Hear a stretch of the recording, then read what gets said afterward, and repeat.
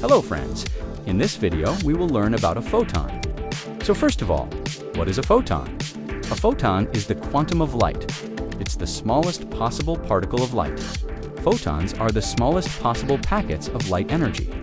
So photons are particles, they are not waves. You may think that light is a wave because when we talk about the properties of light, we usually refer to phenomena that only waves can exhibit, such as refraction, diffraction, and interference. However, light also exhibits properties that can only be explained if light is made up of particles. For example, the photoelectric effect cannot be explained by considering light as a wave. In the photoelectric effect, electrons are emitted from a metal plate when light shines on it. If light were a wave, then the energy of the emitted electrons would depend on the intensity of light. But in reality, the energy of the emitted electrons depends on the frequency of light and not on its intensity. This phenomenon can only be explained by assuming that light is made up of particles, and these particles of light are called photons. Photons have no mass, so they always travel at the speed of light. The energy of a photon depends on its frequency and is given by E equals h times f, where h is Planck's constant and f is the frequency of light. Since the speed of light is constant, the frequency and wavelength of light are inversely proportional. Therefore, the energy of a photon is also inversely proportional to its wavelength. That means higher energy photons have shorter wavelengths and lower energy photons have longer wavelengths. Now let's see how photons interact with matter. Photons can interact with matter in several ways. They can be absorbed, emitted, reflected, or transmitted. When a photon is absorbed by an atom, its energy is transferred to the atom and the photon disappears. The excited atom then returns to its ground state and emits a photon in a random direction. This is how light is emitted from a laser. Photons can also be reflected or scattered by atoms.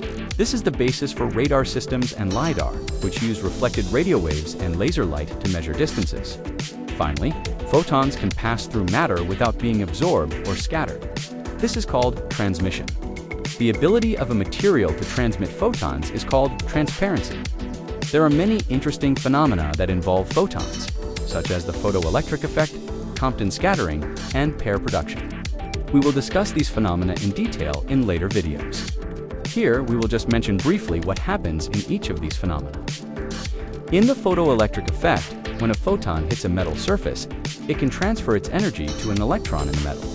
If the energy of the photon is greater than the work function of the metal, then the electron will be emitted from the surface of the metal. This is the basis for solar cells, which convert the energy of sunlight into electricity.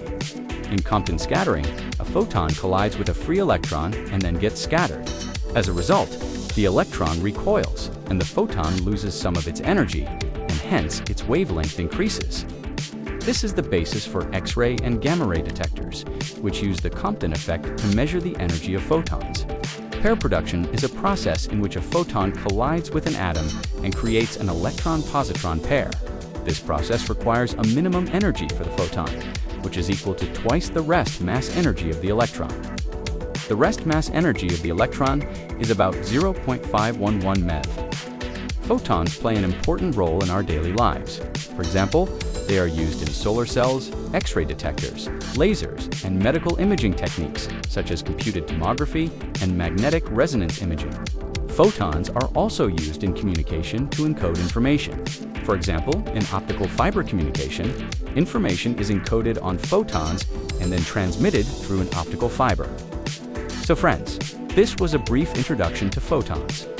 In the next video, we will learn about the wave nature of light. Thanks for watching this video and see you in the next one.